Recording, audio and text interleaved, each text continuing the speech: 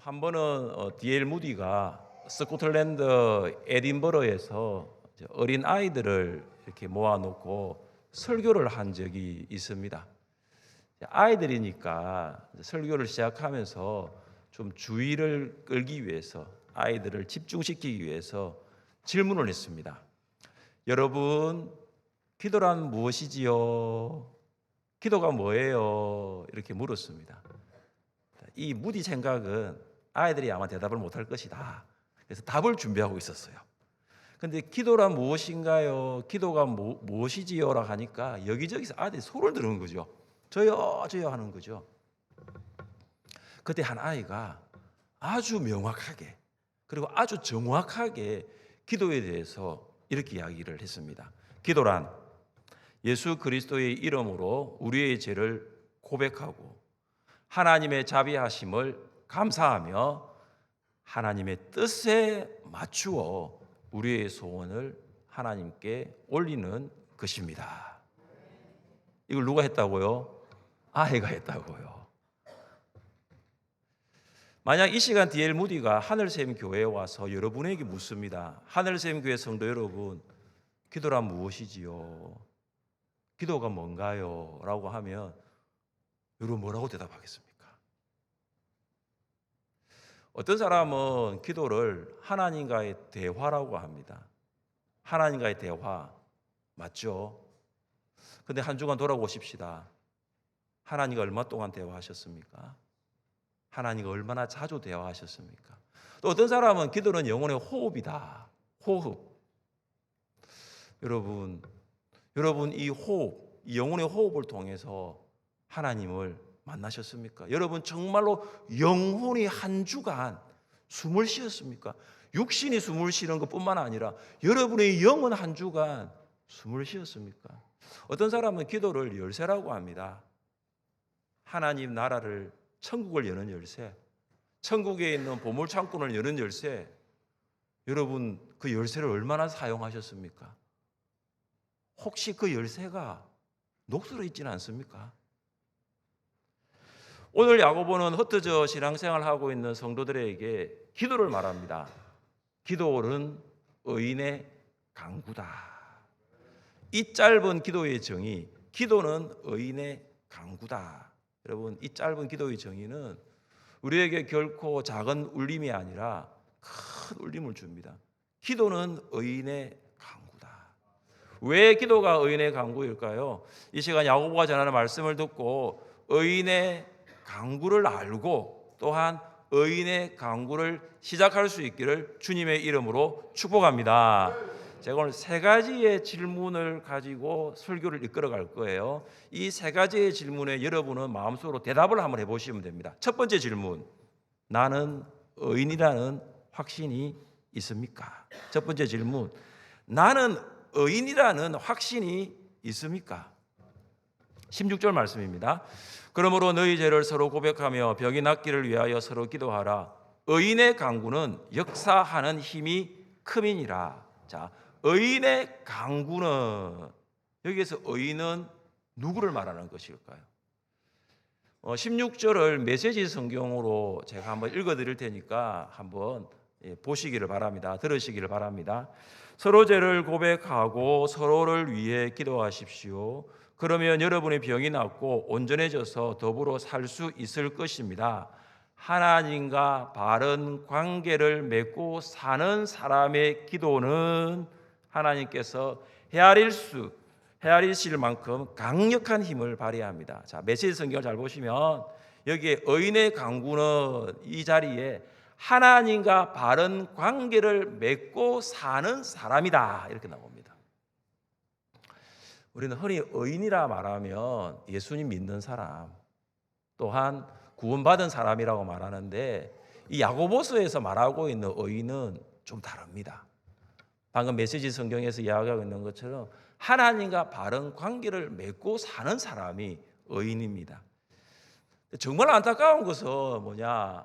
예수님을 믿는 사람들이 모두 다 하나님과 바른 관계를 맺고 살고 있습니까? 예수님을 믿는다라고 말을 하지만 하나님과 바른 관계를 맺고 있지 않는 사람들도 있습니다. 왜 그렇습니까?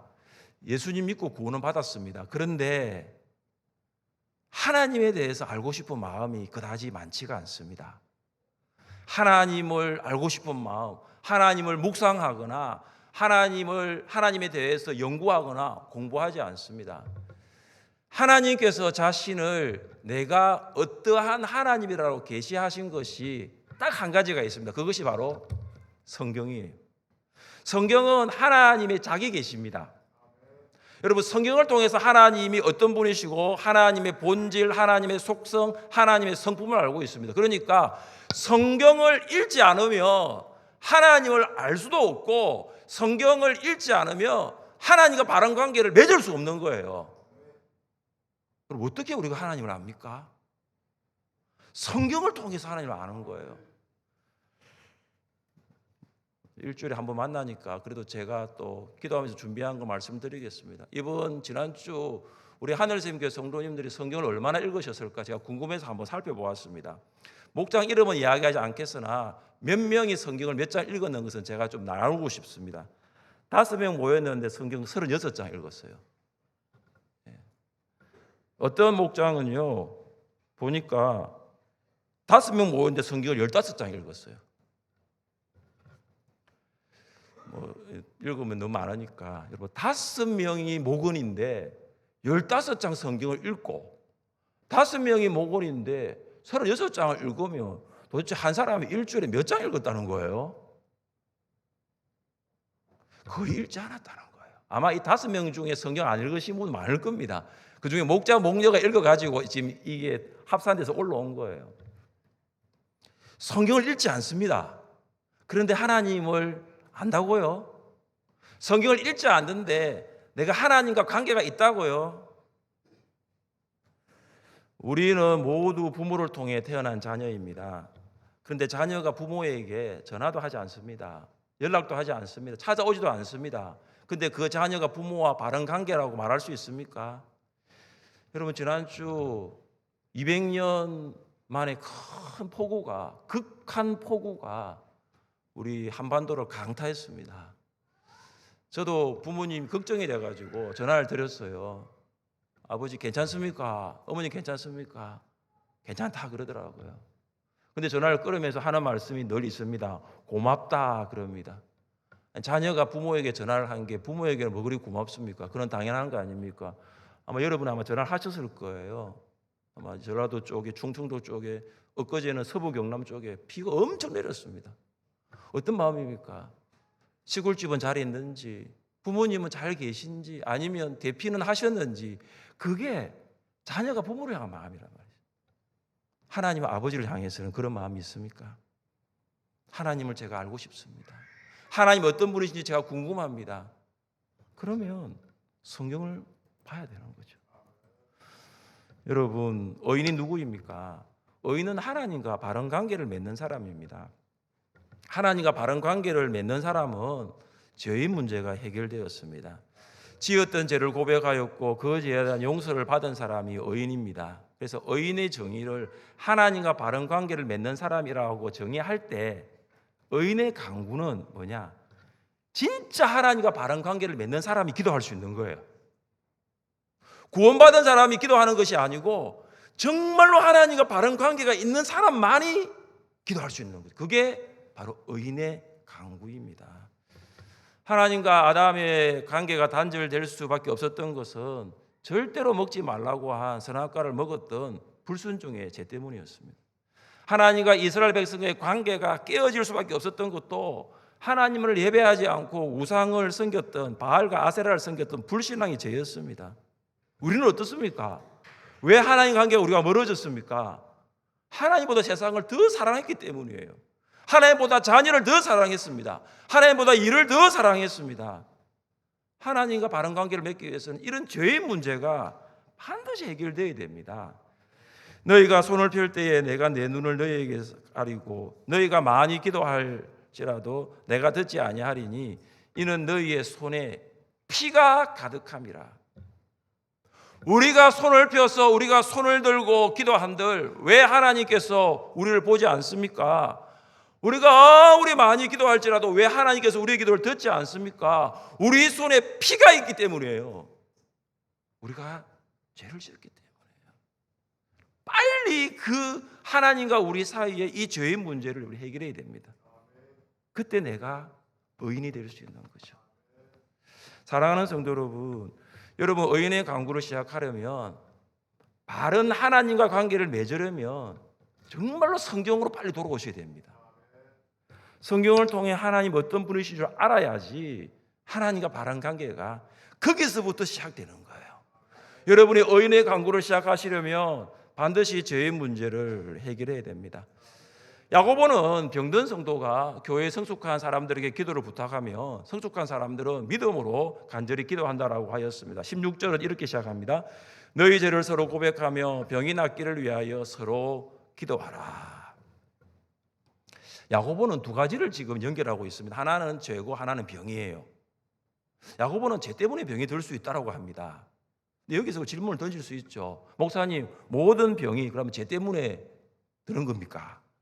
아닐 수 있죠.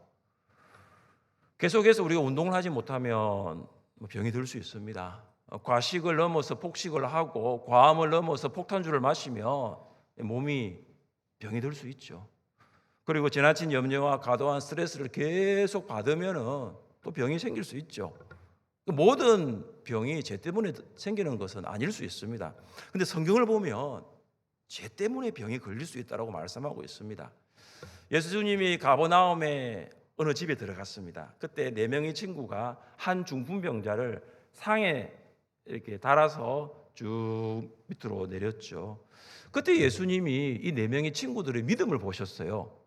근데 그때 예수님께서 그 중풍병자에게 이런 말을 하셨습니다. 네 상을 들고 걸어가라. 이 말은 나중에 하셨어요. 예수님이 그 병자를 보고 제일 처음 하신 말이 뭐냐면 소자야 내 죄 사함을 받았느니라. 왜 예수님이 지금 중풍병자를 빨리 낫게 해야 되는데 왜 그 소자에게, 그 중풍병자에게 죄 사함을 받았다라고 선언하고 있습니까? 중풍병이 죄와 관련이 있다는 거예요. 우리는 죄와 병이 관련이 없다라고 생각하지만 야고보는 오늘 본문에서 서로 죄를 고백하라고 말하고 있습니다. 병 낫기를 위하여 기도할 때에 서로 죄를 고백하라고 하고 있습니다. 여기 고백은 강제적인 것이 아니라 자발적인 마음에서 우러나오는 표현입니다. 여러분, 현대인들에게 아픈 것이 몸도 있지만 마음도 아파요. 여러분 그렇지 않습니까? 여러분 누군가를 향한 분노가 내 마음에 있으면 내 몸이 아프기 시작합니다. 마음에 분노가 있는데 몸이 아파요. 다른 사람을 용서하지 못하는 마음이 내 안에 있으면 갑자기 몸이 안 좋아지기 시작합니다. 분노와 용서하지 못함이 스트레스를 유발시키고 몸을 병들게 합니다. 그럼 분노와 용서하지 못함은 죄잖아요. 공동체 안에서는 죄를 자발적으로 서로 고백할 수 있는 분위기가 필요합니다. 오늘 2부 예배처럼 대그룹으로 이렇게 모인 자리에서는 서로 죄를 고백하기가 쉽지 않지만 여러분 목장 소그룹 그리고 우리가 훈련을 받을 때 그런 소그룹에서는 충분히 서로의 죄를 고백할 수 있는 환경이 만들어질 수 있습니다. 제자 훈련 첫 시간이 나의 신앙 고백과 간증의 시간입니다. 그래서 예수님을 믿기 전에 나의 모습, 예수님을 어떻게 믿게 되었는지 또 믿은 후에 나의 변화를 나눕니다. 한 훈련생이 예수를 믿기 전에 나의 모습을 나눕니다. 예수를 믿기 전에 하나님께 지었던 죄가 생각이 납니다. 예수를 믿기 전에 부모님과 배우자와 자녀에게 사랑하지 못했던 일도 생각이 납니다. 서로의 이런 죄를 고백하게 됩니다. 그럼 한 훈련생의 눈에서 눈물샘이 터져요. 옆에 있는 훈련생이 그 다음 간증할 때 또 울고 그 다음 또 울고 그래서 제자반에 모인 그 모든 훈련생들이 서로 죄를 고백하는 거예요. 사랑하는 성도 여러분 서로 죄를 고백해 보신 적이 있습니까? 아마도 많은 성도님들이 죄를 고백하지 않으셨을 것입니다. 그런데 서로 죄를 고백할 수 있는 이유가 있습니다. 나는 이미 예수님의 은혜로 죄를 용서받아 하나님의 자녀, 의인이 되었기 때문입니다. 그래서 죄를 고백할 수 있는 거예요. 여러분, 의인은 죄가 없는 사람이 아닙니다. 회개하여 용서받은 사람입니다. 여러분, 의인이십니까? 여러분, 정말로 여러분이 의인이라는 것을 확신하십니까? 그렇다면 오늘부터 의인의 강구를 시작할 수 있기를 주님의 이름으로 축복합니다. 두 번째 질문은 나의 기도에는 역사가 있습니까? 입니다. 여러분의 기도에는 역사가 있습니까? 16절은 의인의 강구는 역사하는 힘이 큼이니라고 했습니다. 이걸 직역하면 의인의 강구는 강력한 힘을 발휘한다. 의인의 기도는 많은 능력을 발휘한다 입니다. 의인의 강구에는 뭐가 있습니까? 힘과 능력이 있습니다. 그것도 강력한 힘이 있고요, 대단한 능력이, 대단한 파워가 의인의 강구에는 있습니다. 그렇다면 여러분, 왜 의인의 강구에는 이런 역사가 있습니까? 왜 야고보는 의인의 강구는 역사하는 힘이 큼이니라고 이렇게 말을 하고 있습니까? 왜 그럴까요? 오늘 설교 서론에서 스코틀랜드의 한 아이가 기도에 대해서 이렇게 말했죠.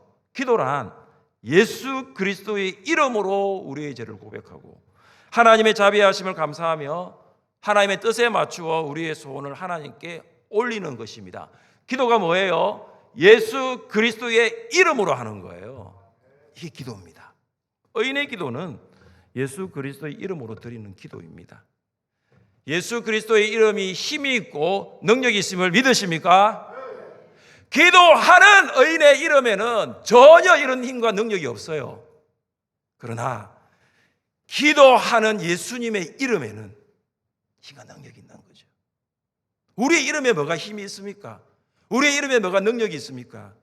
그래, 의인은 강력한 힘과 능력이 바로 예수님의 이름에 있다는 것을 믿고 예수님의 이름으로 기도하는 거예요. 같이 말씀을 읽어보겠습니다.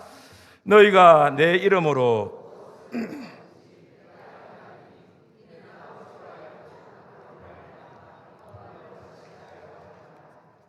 내 이름으로 무엇이든지 내게 구하면 내가 행하리라. 아멘. 여러분, 이름은 단순한 명칭이 아닙니다. 이름은 전 인격과 전 존재입니다.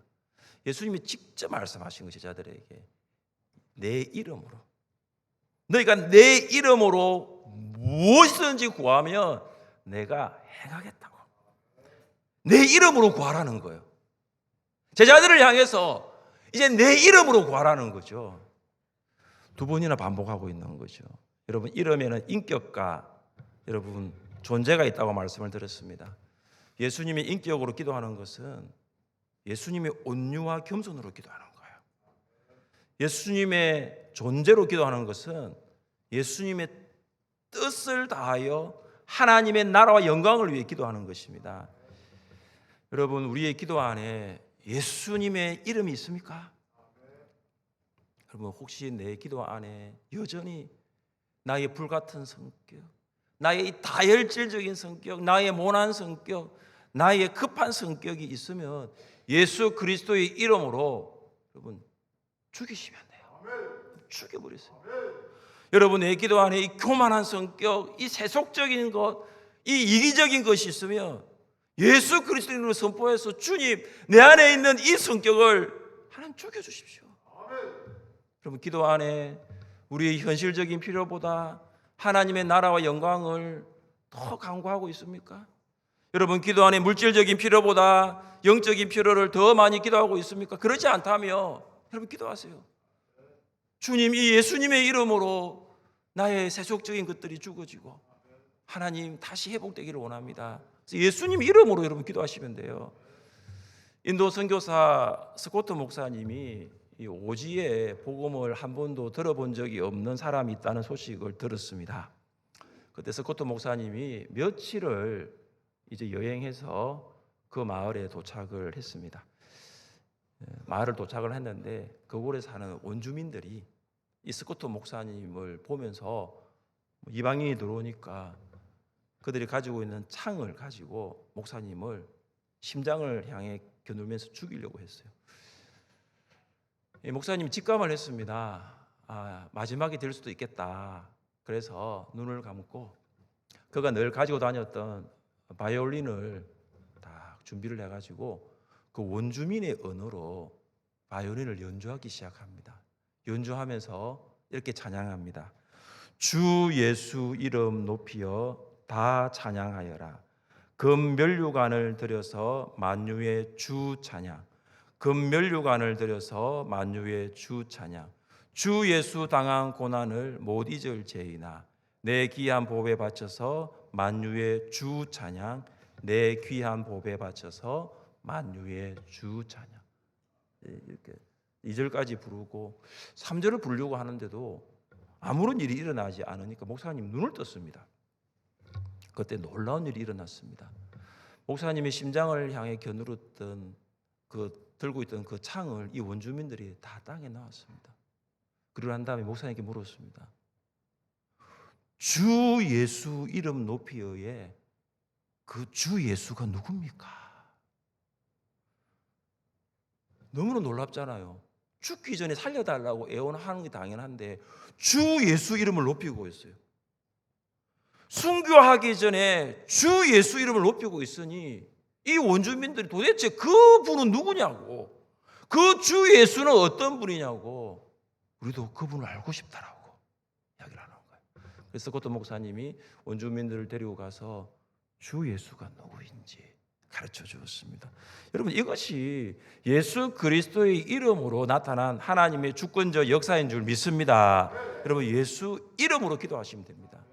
예수 그리스도의 이름으로 기도하면 하나님께서 우리의 생명을 위협하는 모든 대적과 환경까지도 능히 다스려 주실 줄 믿습니다. 여러분, 예수 이름으로 기도하시면 됩니다. 예수 그리스도의 이름으로 기도하면 하나님께서 모든 위험과 환난 가운데서 우리를 보호하시고 구원해 주실 줄 믿습니다. 사랑하는 성도 여러분, 여러분 기도에 역사가 있습니까? 여러분 기도에 강력한 힘이 있어요. 정말 여러분이 기도할 때에 역사가 나타납니까? 정말 여러분이 기도할 때에 그 파워가 있는 거예요. 예수 그리스도 이름으로 기도해 보십시오. 은혜 강구에는 역사가 있습니다. 우리의 이름에는 역사가 없어요. 그러나 예수 그리스도의 이름은 능력의 이름입니다. 예수 그리스도의 이름이 힘과 능력이 있으니 반드시 의인의 강구에도 역사가 나타나게 될 줄 믿으시기를 주님의 이름으로 축복합니다. 세 번째 마지막 질문입니다. 나는 다시 again 기도하고 있습니까? 세 번째 질문입니다. 여러분은 기도하고 다시 기도하고 있습니까? 야고보는 의인의 강구의 본으로 구약의 한 사람 엘리야를 예를 듭니다. 우리 17절과 18절 말씀을 함께 읽겠습니다. 17절과 18절입니다. 엘리야는 우리와 성정이 같은 사람이로되 그가 비가 오지 않기를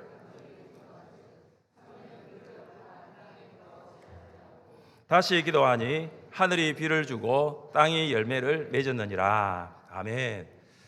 엘리야는 북이스라엘이 영적으로 가장 어두웠던, 가장 타락했던 시기에 사역을 했습니다.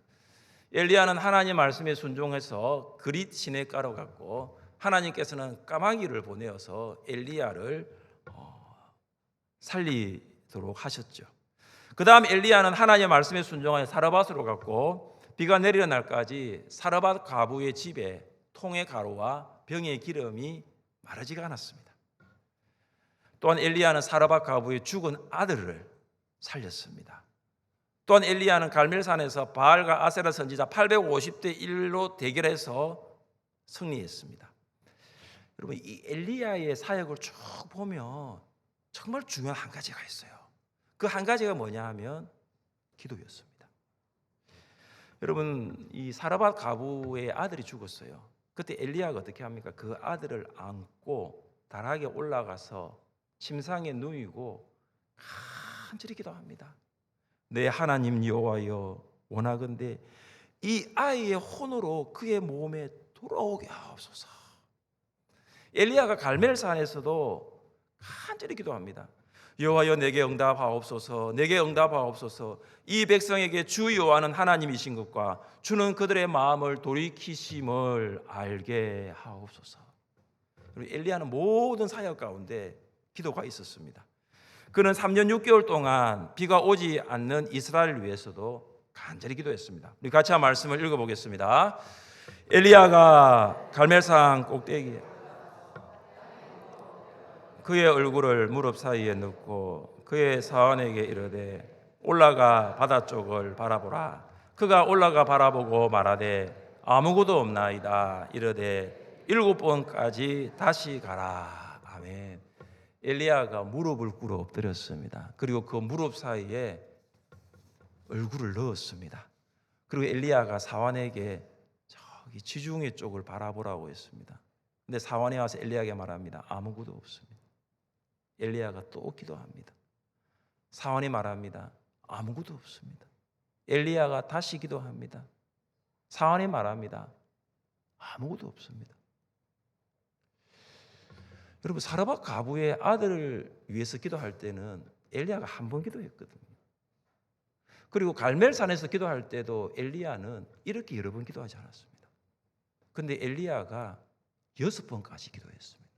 그래도 아무것도 없는 거예요. 아무것도 없습니다. 그리고 7번째 기도하니까 그때 어떤 역사가 있습니까? 손바닥만한 작은 구름이 지중해에서 떠올랐습니다. 여러분, 사람들은 오늘날 이 엘리야와 같은 의인의 강구를 참 보기 힘들다라고 말합니다. 왜 이 시대에는 엘리야와 같은 의인의 강구가 없습니까? 여러분, 엘리야와 같은 사람이 없기 때문입니까? 아닙니다. 엘리야와 같이 다시 기도하는 사람이 없기 때문입니다.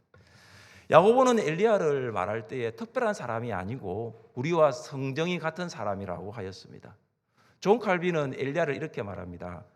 우리처럼 죽을 수밖에 없는 인간, 우리와 같은 지위에 있는 사람이었다라고 말합니다. 여러분, 엘리야는 참 두려움이 많은 사람이었습니다. 그가 갈멜산에서 850대 1로 이긴 이후에 이세벨로부터 내가 너를 죽이겠다는 이야기를 듣고 난 다음에 그가 180km를 걸어서 도망갔습니다.